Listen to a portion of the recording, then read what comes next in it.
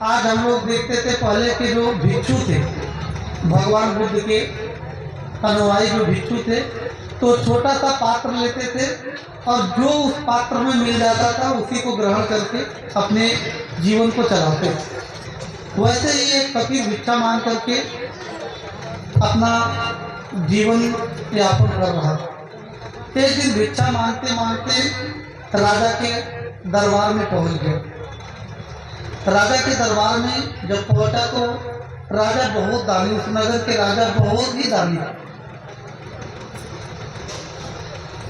वो फकीर को वहाँ के गेटमैन ने जाकर के बताया राजा से कि राजा एक संत जी आए हैं और उनको कुछ हम सबको इस राज्य से चाहते हैं, इस दरबार से कुछ चाहते हैं। तो राजा ने मंत्री को आदेश दिया कि जो भी उनको चाहिए, सोना चांदी मोहर अन्य जो भी चाहिए, उन फकीर को जितना भी चाहिए उतना दीजिए, क्योंकि उस दरबार से कभी कोई खाली नहीं गया था। और मंत्री आए, प्रणाम किए, उनको आसन दिए, बोले महाराज बताइए क्या आपको चाहिए, सोना चाहिए, हीरा चाहिए, मोती चाहिए, क्या चाहिए?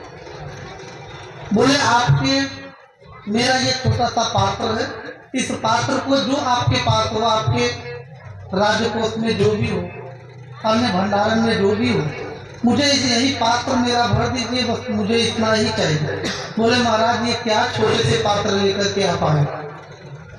अरे कुछ बड़ा लेकर के आते, राजा इतने दानी हैं, आपको जो है जो भी आप चाहते हो वो आपको मिल जाता है। बोले बस मेरा यही छोटा सा पात्र मुझे भर दीजिए, बस मुझे और भी कुछ भी नहीं चाहिए, इससे ऊपर मुझे कुछ भी नहीं चाहिए।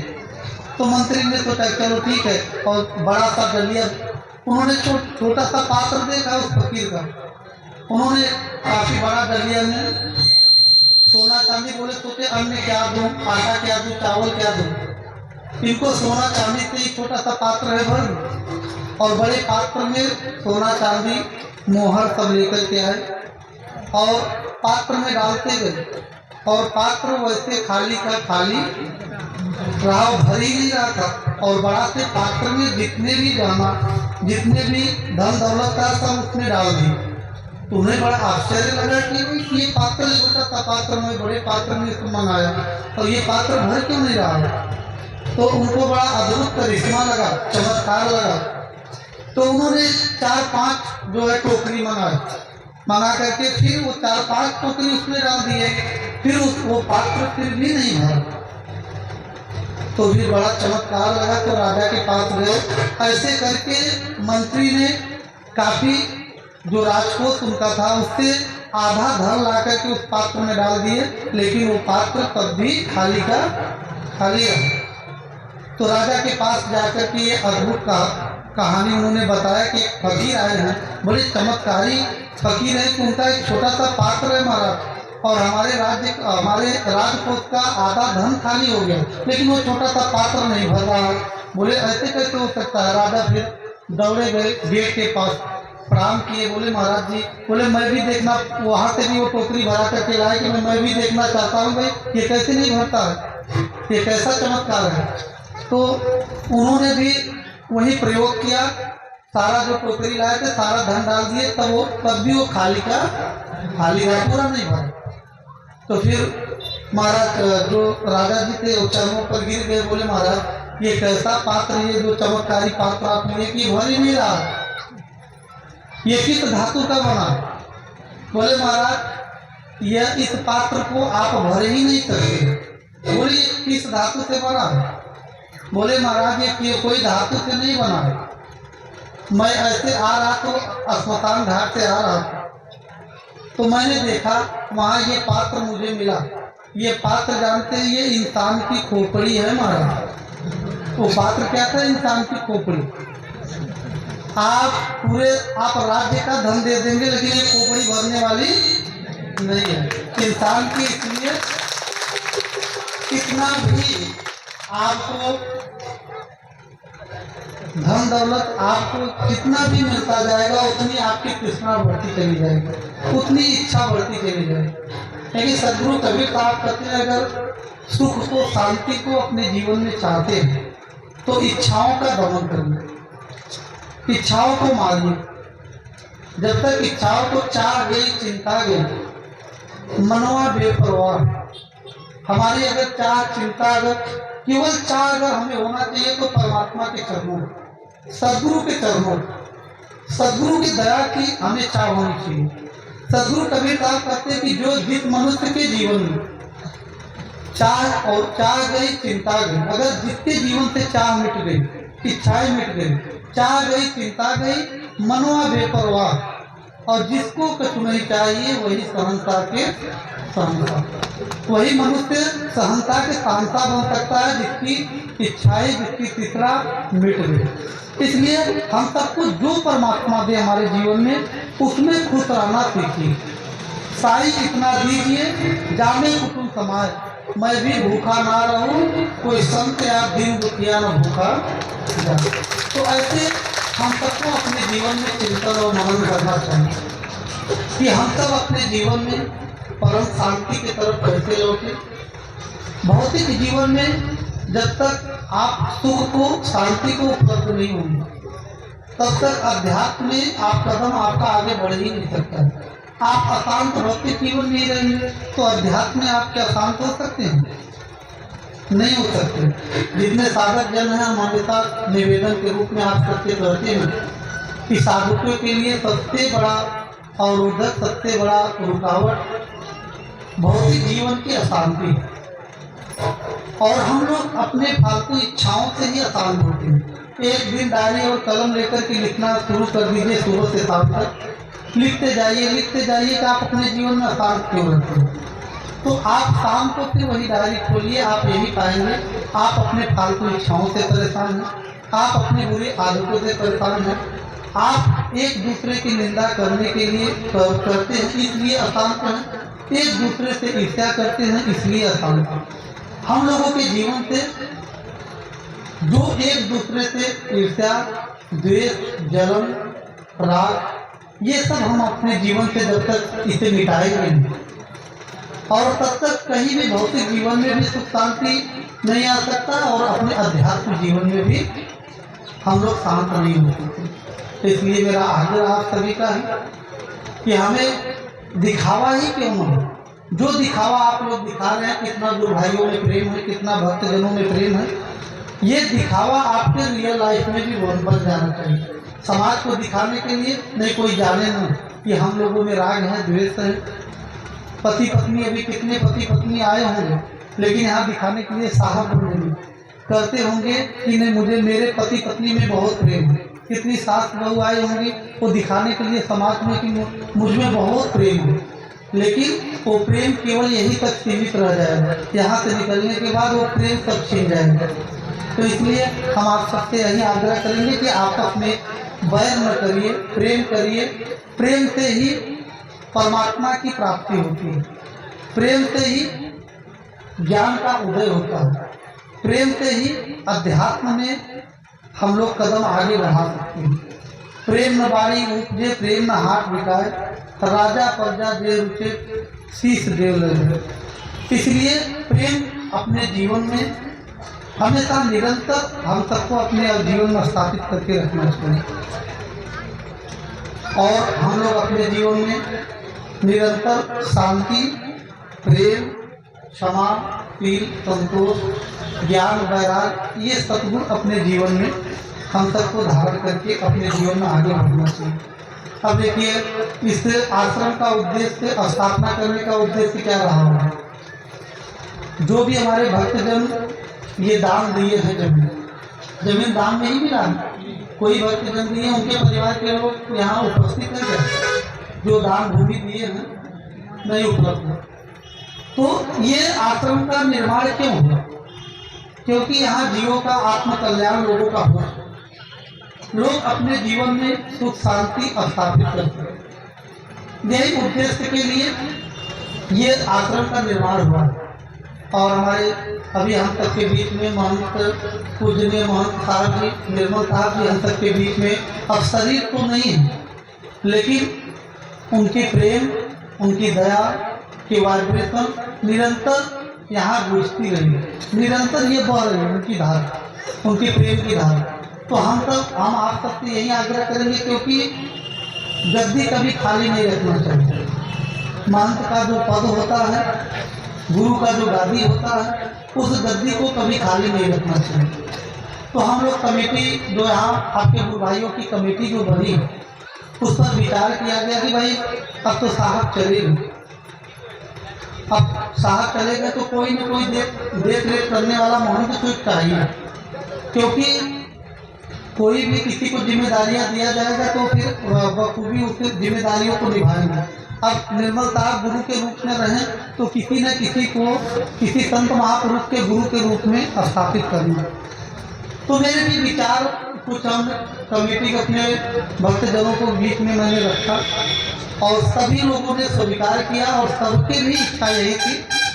और हम सबके बीच में एक संत जन है और जिनको हम जिम्मेदारियां सौंपने वाले हैं, और उन्होंने निर्मल साहब की छवि, अगर हमको भी अगर प्रेम आप लोग करते हैं तो मेरी भी छवि देख करके और सदगुरु कबीर साहब की छवि देख करके और उनको हमें अपने गुरु के रूप में आप सबको स्वीकार करने की जरूरत सबको है। और आप सबके बीच में अभी भेद भी उनका हुआ है और शायद आप लोग जानते हैं। आइए साहब जी इधर आइए। आप सबके बीच में सुधीर साहब, इनका नाम पुराना सुधीर साहब है और लेकिन अब नया नामकरण हुआ, क्योंकि निर्मल साहब ने जो प्रेम की शीतलता यहाँ स्थापित किया, इसलिए मैंने इनका नाम जो है कि शीतल दास रखा। निर्मल दास के बाद शीतल दास। इधर आ जाओ, क्या हाल है? इधर आ जाओ, इस तरफ। हम आप सबके बीच में इनको सर्वसम्मति से और इनको मैं यहाँ का जो है कि हम लोग महंत स्वीकार करें, गुरु का पद है तो गुरु के पद को स्वीकार करें। एक कुर्सी लेते आइए, एक कुर्सी ले आइए, एक कुर्सी लेते आइए, बगल में ये कुर्सी। हाँ साहब कुर्सी, ठीक है, बैठ जाइए कुर्सी में। तो आज जो है कि सभी आप सभी से मेरा अनुरोध है, आप सभी से निवेदन है कि निर्मल साहब जी के बाद इनका नाम हमने क्या रखा है? शीतल दास। आज से शीतल दास साहब जी को मैं आप सबके जीवन में सौंप रहा हूँ और इनको आप लोग सहज प्रेम से आप लोग स्वीकार करिएगा। और आप लोगों से मेरा यही आग्रह है, निवेदन है कि गुरु के रूप में आप देखिए, पूजा किसी की नहीं होती, हमारी पूजा नहीं होती, किसी संत की पूजा नहीं होती है, पूजा वो सदगुरु परमात्मा की पूजा होती है। आरती किसकी होती है? मेरी आरती होती है। आप आरती किसकी होती है? सत्य पुरुष की आरती संतन की ही देन, और लखा जो चाहो अलग को तो संतन में ही दे। और सबको लेकर के चलेंगे, इनका प्रेम भाव जो है। और आप लोग भी मिलजुल करके, सब लोग मिलजुल करके इस आश्रम के ज्ञान को आप लोगों को आगे बढ़ाना है। हम सभी का तो नाम मैं विजयनंदन साहब, भगवान दास साहब, सबको संत दास साहब, सबसे मेरा यह आग्रह रहेगा, निवेदन रहेगा कि आप लोग यहाँ रखिए, बगल में रखिए। माता जी जहाँ बैठी हैं उनको बगल करिए, हाँ वहाँ रखिए। ऐसे इधर मुँह करिए, इधर मुँह करिए, इधर ऐसे, बस बैठ।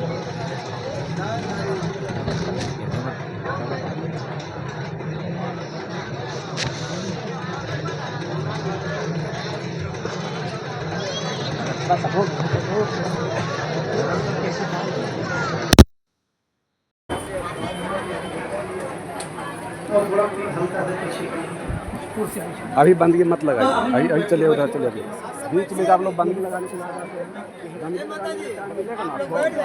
बोल रहे हैं बंदगी नहीं लगाना है, तब बंदगी इतना भी बेकार, यही पीछे बैठे बीच में आ जाते हैं बंदगी लगाने के लिए आप लोग।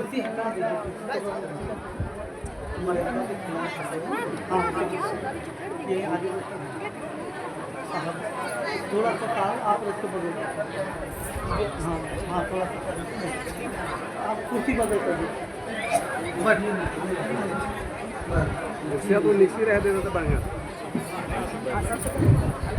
बोलिए सदगुरुदेव की जय। आप लोग, हमको लगता है कि खुश नहीं है क्या? तो जब खुश है तो एक बार जय घोष करेंगे पूरी ऊर्जा से। बोलिए सदगुरुदेव की बंदी छोड़ सदगुरु कबीर साहब की।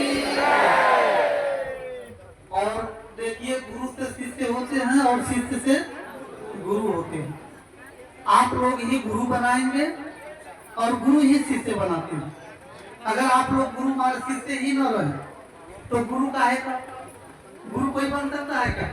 जब शिष्य ही न रहे तो गुरु कैसे बन सकते हैं? तो शिष्य एक दूसरे के पूरक है, शिष्य से गुरु और गुरु से शिष्य। तो आज साहब जी के पद पर हम इनको नियुक्त करते हैं और आप लोग साथ में इनको स्वीकार करिएगा। और मुझे देख करके, निर्मल साहब देख करके और सदगुरु कबीर साहब को देख करके आप लोग स्वीकार करिएगा और सुचारू रूप से आप लोग इसका आश्रम को चलाइएगा। मेरा यही आप सबसे निवेदन है, आग्रह है। महीने में कौन से समय सत्संग होता है? पहला संडे, महीने के पहले संडे को होता है, ये कार्यक्रम होता है। तो महीने में एक बार होता है और आप लोगों के सबके सहयोग से ये कार्यक्रम संपन्न होना चाहिए। सब लोग उपस्थित यहाँ होकर के महीने में एक बार आप लोग सत्संग किया करें। ये मेरा आप सबसे हमेशा निवेदन रहा है, प्रार्थना रहा है और अभी भी मैं कर रहा हूँ कि ये आप लोग जो है कि महीने में एक दिन जरूर यहाँ उपस्थिति आप लोगों की होनी चाहिए। और अब इसी शब्दों के साथ हम अपने वारी को ज्यादा विस्तार न देते, क्योंकि अभी कार्यक्रम आगे भी बढ़ाना है और अभी चादर विधि का कार्यक्रम होगा और समय सीमा को देखते हुए लगभग 3 बज चुका है और दूर दराज से हमारे भक्तजन भी आए हैं।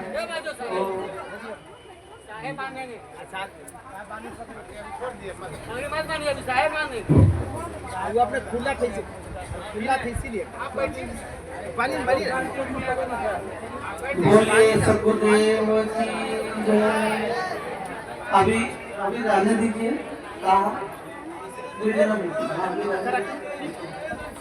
चंदन बना करके लाइए, चंदन।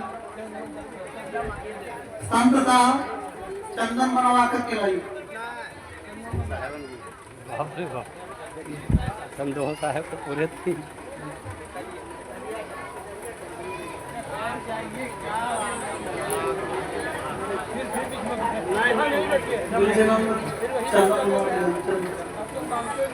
चंदन कटोरी में बनवा करके लाइए।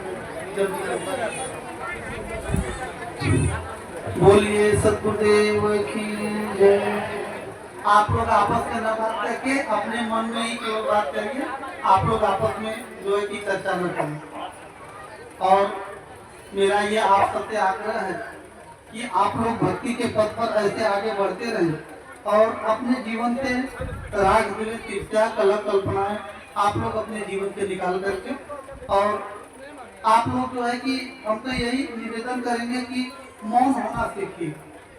आप लोग शांत होना सीखिए और शांत होना जब सीख जाएंगे तभी आप सबकी भक्ति पूर्ण हो सकती है। लाइए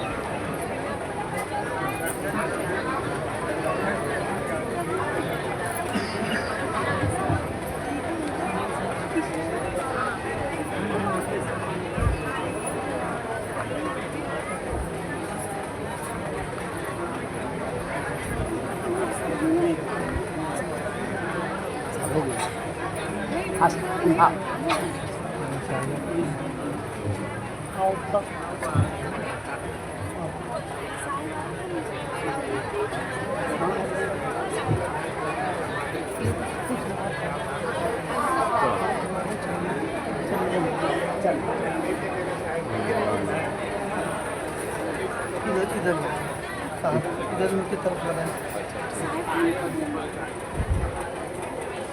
ये पट्टी से इधर से लगाना। हाँ ठीक है ठीक है। इधर उनकी तरफ लगाएं। चंदन हाँ वीडियो हाँ तो सब का है ना।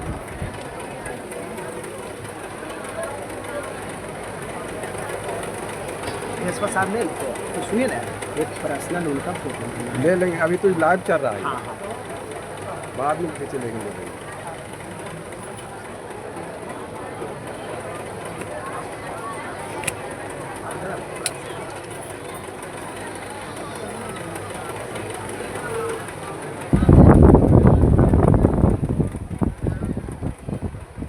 आप लोग खींच लेते हैं तब डिस्टर्ब होता है।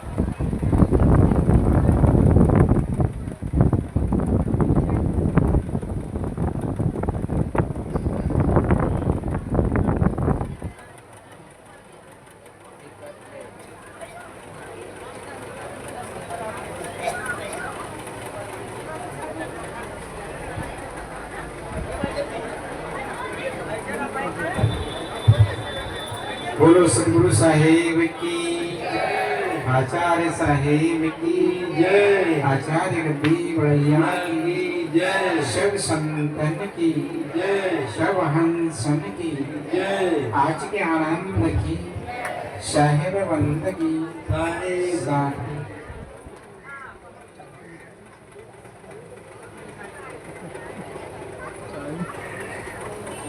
बैठ जाइए आप लोग बैठिए, आप लोग खड़े रहो।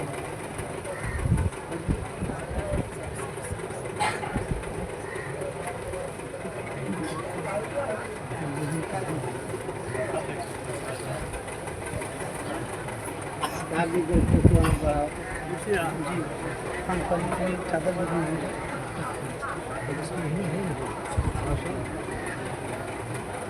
हो गए सर। हाँ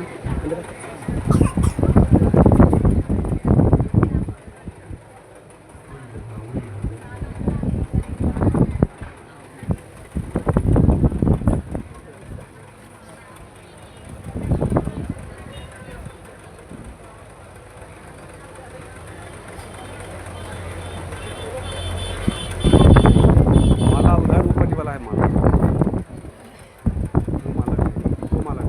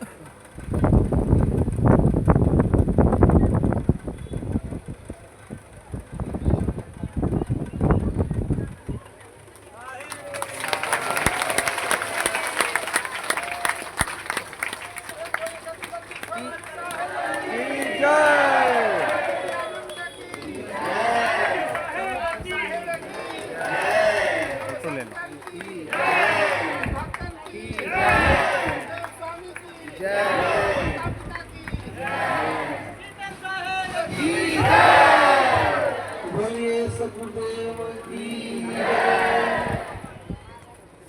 जो गुरु पद दिया जाता है उसके कुछ दायित्व और कर्तव्य होते हैं, और मैं इस कार्यक्रम के मन से ही मैं शीतल साहब साहब को यही निवेदन करूंगा कि सभी भक्तजनों को साथ में लेकर के चलना आपकी जिम्मेदारी, आपका दायित्व और आपका कर्तव्य है। और इस आश्रम के ज्ञान को जन जन तक पहुंचाना, सदगुरु कबीर साहब के ज्ञान को जन जन तक पहुंचाना, यह आपका दायित्व और कर्तव्य है। सभी संत महापुरुषों का सम्मान करना,